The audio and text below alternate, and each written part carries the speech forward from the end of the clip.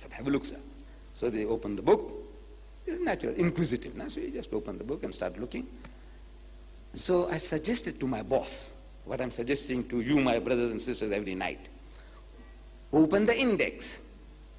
I said, open the index. Look up the subject Moses. If it was a Christian, I said, open the subject Jesus. Look, it's the Jews. I said, open the subject Moses. So he opened Moses. Beautiful references. Then I said, look, sir, why don't you look up exactly what it has to say? You know, these are only references. So he opened somewhere, he had a look, he opened somewhere else, I'm watching them. Then he looks up to me, he says, Deedat, this book is very funny. I said, what is funny about it, sir? He said, look, Deedat, this book is speaking in our favor. See, but you people are all against us. So I said, it is true, sir. I said, you see, sir, the Egyptians, set hard tasks for your people. They killed your sons and kept your daughters alive. In that was also a bitter sting. Why were they keeping your daughters alive? You knew why they were keeping them alive. And they said, hard task for you. Making bricks without straw and what not. They enslaved you. A free people that went there, they enslaved you. So, and you people were a people of God, believed in God. Those were all idol worshippers, the Egyptians. So God Almighty is telling us that the Egyptians have been unjust to your people. But today, sir, I said, you see, you have usurped our lands. He says, Deedat, how can you say that? Palestine belongs to us. So I said, how, sir? How, sir? How does Palestine belong to you? And he knew his Bible better than many of us know our Quran. So he started quoting from the book of Genesis, chapter 17, verse 8. He quoted.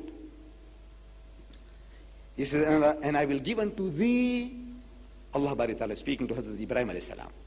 Say, I will give unto thee and to thy seed after thee, the land wherein thou art a stranger, the land wherein thou art a stranger, all the land of Canaan, that's Palestine, for an everlasting possession, and I will be the God. Means I will see to it that you are protected. God Almighty promised it to us. And this is how they have programmed the Christian world. This is the promise of God to the Jews. If they go against the Jew, they are going against God. Can't you see? Like zombies. Everybody is being led like zombies into this. So my boss, in good faith, is telling me, so look, Palestine belongs to us. God promised it to us. So I said, excuse me, sir. You see, the Bible gives us a test. In the book of Deuteronomy, chapter 18, verses 21 and 22, we are told that, and if thou say in thine heart, how shall we know the word which the Lord has not spoken? Suppose this was not given by God. Suppose God didn't utter those words about giving Palestine to Hazrat Ibrahim alayhi salam. How are we to know whether it was such a promise was made or it wasn't made? That the word Lord had not spoken. When a prophet speaketh, says the book of Deuteronomy, in the name of the Lord, in the name of God, if the thing follow not, if that thing doesn't happen, nor come to pass, that is the thing the Lord had not spoken. Because wa'adallahu haqq. If Allah makes a promise, his promise is true, must come to pass. If the thing didn't happen, then that is the promise that was not made by Allah. But the prophet had spoken it presumptuously. Thou shalt not be afraid of him. Now they believe that a prophet can speak presumptuously on his own. We believe that a prophet can't do that. He's only a mouthpiece of God. Whatever Allah Bari Ta'ala puts into his heart and mind, only that he can utter, not what he feels like. But according to the Christian Bible and the Jewish Bible, the prophets can speak, shoot it off, off the cuff, anything what they like. So I said, look, this is a test. Is it a valid test? He said, of course it's a valid test. I said, let's apply it. Let us apply to this prophecy. It's a prophecy that Ibrahim alayhi salam was going to get the whole of Palestine, Canaan, for an everlasting possession, him and his children.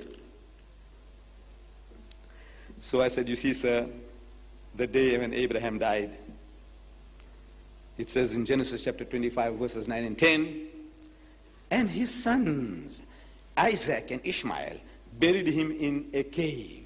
Buried Hazrat Ibrahim alayhi salam in a cave. The field which Abraham purchased of the sons of Het. There was Abraham buried. There was Abraham buried and Sarah his wife. They were buried in the same place. What land? what he had purchased with hard cash. He got nothing for nothing. He paid for it, according to the Bible, your book. So in other words, he had nothing. And we are told that he didn't have enough land to rest his foot upon. Not 1 square foot of land he owned. What was given to him for nothing. This is what he had to buy with his sweated labor. Then in the book of Hebrews, for the Christians now, chapter 11, verse 13, this Hebrews, you know who? Again, Paul. Well, we use him. This Paul says, these all died in faith. All these prophets, were given promises. Allah, promised them the golden carrot dangled before them. He said, these all died in faith, not having received the promises. Not having received. They didn't receive it. Allah was dangling this carrot before them, like a donkey. Come, come, come. And they were being led. This is what Paul is telling us.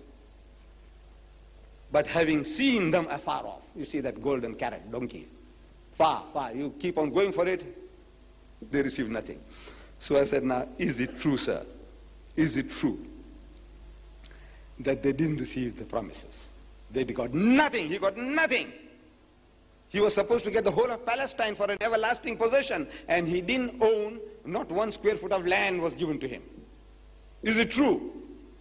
So, well, his book says so. So I said, therefore, this promise could not be of God. And the battle was over. A sincere man. Since Allah says, minhumul mu'minuna, among them there are good people, wa aktharuhumul fasikun. The majority of them are perverted transgressors. But there are good people. He said, no, I can see the point. He's my boss.